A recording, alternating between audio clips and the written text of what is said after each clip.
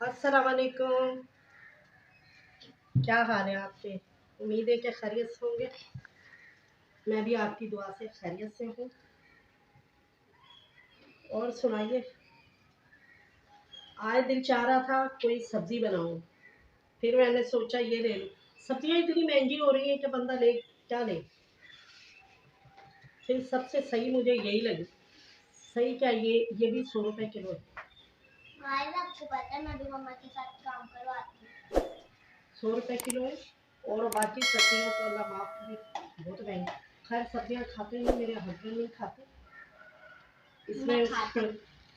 Chicken डाल के फिर बना दूंगी तो खा लेंगे उसके चक्कर में। गोश्त खो रहे हैं ये लोग। वैसे ये गोंगलू खाऊंगी। हाँ गोंगलू आ गए। गोंगलू ऐसे पूछता है ना। हमारी एक मिसाल है। कहते गोंगलुआ तो मिट्टी ला रही यानी। अब इसे धो लेती हूँ, फिर धो के काट लूंगी, बाद में धोना नहीं पड़ेगा। और फिर चले तो गाइस मैं भी देखिए मम्मा के साथ काम करवा। ताकि पानी खुश्क हो जाए, फिर आप इसे इस तरह कर लें। मेरे खाने ना थोड़े से आपको जल्दी में लगते होंगे कि जल्दी बनते, क्योंकि मैं ड्रामे नहीं करती, जल्दी जल्दी पका लेती हूँ।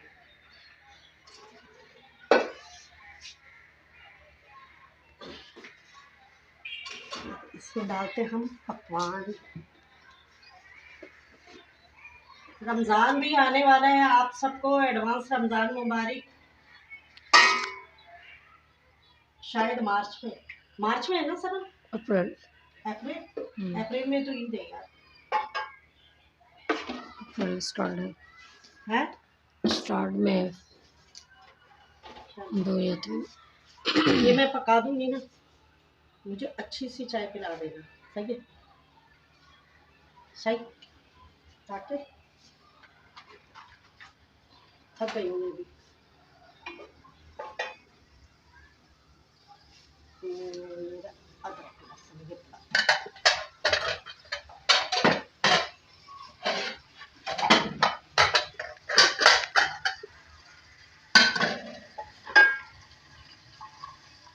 ना, प्याज ज्यादा नहीं, बहुत काट दिया यार।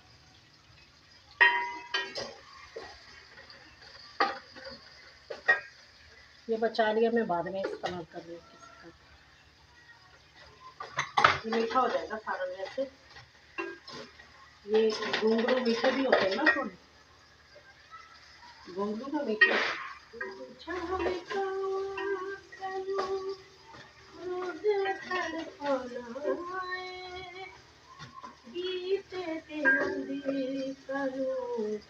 याद दीवाना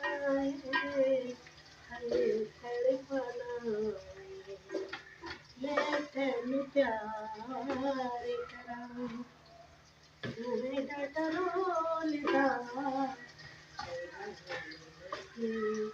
भोला किसे कल परसों साग पकाएंगे हम। सही है? साग रखा हुआ है गाइस मेरे पास, बॉईल करके रखा है, बस तड़का वड़का लगाना है इसको।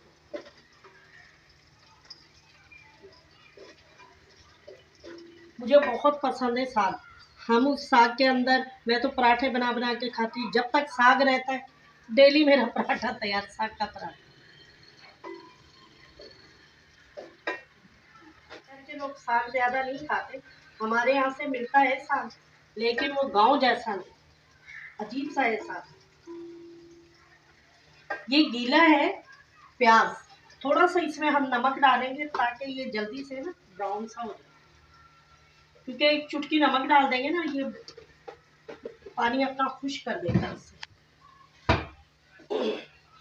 क्योंकि ये है ना मेरे पास सिलेंडर है, तो सिलेंडर में तो वही गैस खर्च हो जाएगा।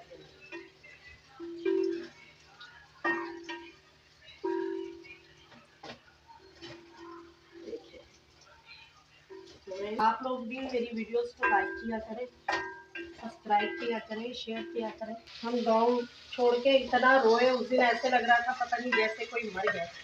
यहाँ आने के बाद भी हम लोग कहते रहते थे अबू वहीं वापिस चलते। फिर जाहिर है वहाँ तो कुछ ऐसा नहीं था, कारोबार नहीं है गाँव जाते।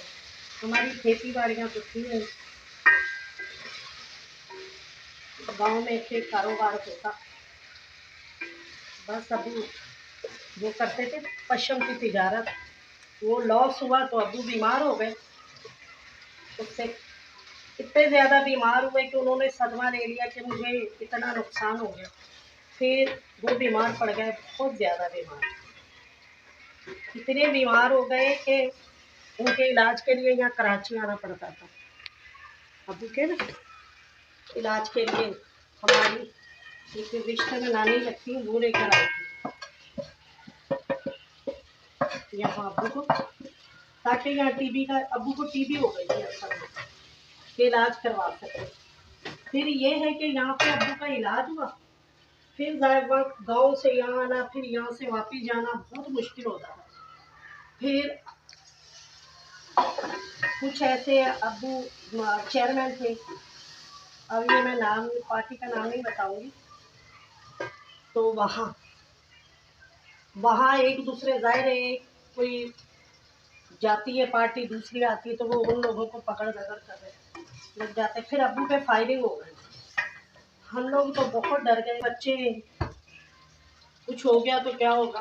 फिर यहाँ शिफ्ट हुए तो अब वहाँ जाते हैं रिश्तेदारी, लेकिन दिल यहाँ लग गया। और कभी आने के लिए हम लोग जो है बहुत रोए थे यहाँ के, अब वहाँ से जब वहाँ जाते वापस आने के लिए इतना रोते, हमें वापस भेज दो, क्या हम वापस जाए। वो शऊर हो गया। पहले ये होता था कि वो समझते नहीं थे, बस बेटा होना चाहिए। जब मेरी चौथी बहन हुई ना, तो उसका तो नाम ही नहीं रखा था। क्यों? वो उसका, क्योंकि गांव देहात में ये होता है ना कि फुफियाँ खालाएं ये नाम रखते हैं, और गांव के लोग ऐसे, अम्मी बार बार बेहोश हो जाती थी उनसे, इसलिए बेहोश हो जाती थी कि अल्लाह ने बेटी दे दी। फिर लोग आके कहते हैं हुन भी दी जाऊंगी, हुन भी बेटी पैदा हो गई।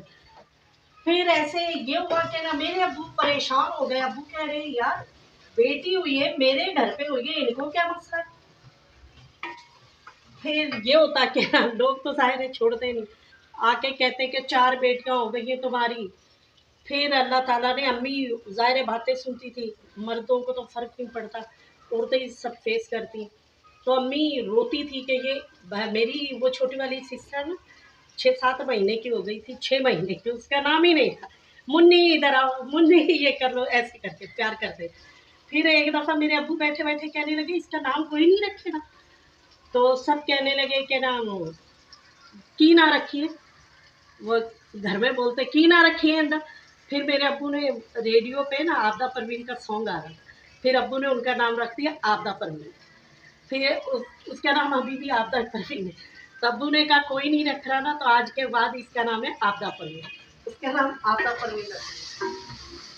फिर उसके बाद मेरे अब्बू यकीन जाने बहुत, अल्लाह, मैं तो समझती हूँ जन्नती आदमी। हम लोग जब 7 बहनें थी, मेरे भाई मन्नतों पे, लेकिन कभी उनको वो हैसियत नहीं दी। खाना खा रहे होते थे ना, मैं अपनी बेटी को भी बताती हूँ कि मैंने अपनी होश में कभी अब्बू को बोटी खाते नहीं देखा। हत्ता के हम समझदार हैं, बड़े हैं, समझते हैं। अब्बू बेटियों को आवाज़ें लगाता, भाई पास नहीं बैठे होते थे, नहीं देता था कभी, हमें आवाज़ें लगाता कि ये बोटी ले लो, मुझे लगाता, मेरी छोटी सिस्टर को आवाज़ लगाता कि ये बोटी खा लें आप, निकाल लो। क्योंकि अबू को ना शुगर हो गया था तो पहले जब बीमार पड़े तो आपको पता है बहुत सारी बीमारियां घेर लेती हैं। शुगर हो गया था तो उससे अबू के ना टांग कट गई थी। अब वो घर ही में रहते थे, मेरी फुप्पी खाला कोई अच्छा सालन बना रही है तो वो भेज देती अबू के लिए, तो अबू उसमें से सिर्फ शोरबे से खाते थे, या कोई आलू गोश हुआ तो आलू से खाते, हमें आवाज़ लगा के वो बोटी उठा के दे देते।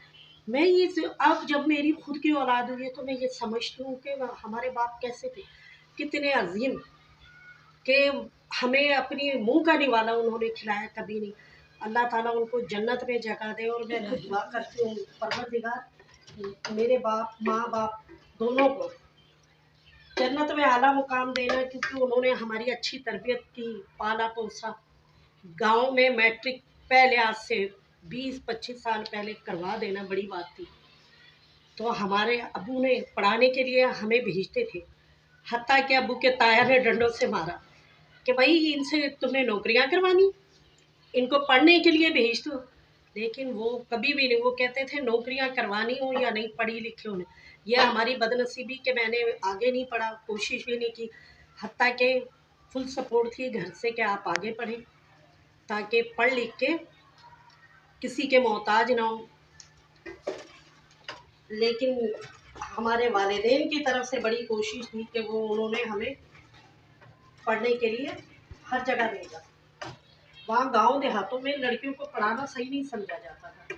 अब भी बहुत सारे गांव में लड़कियां 5 ही पढ़ती हैं और कुरान पढ़ लेती हैं। ऐसे हमने 5 क्लास पास की और कुरान पढ़ लिया।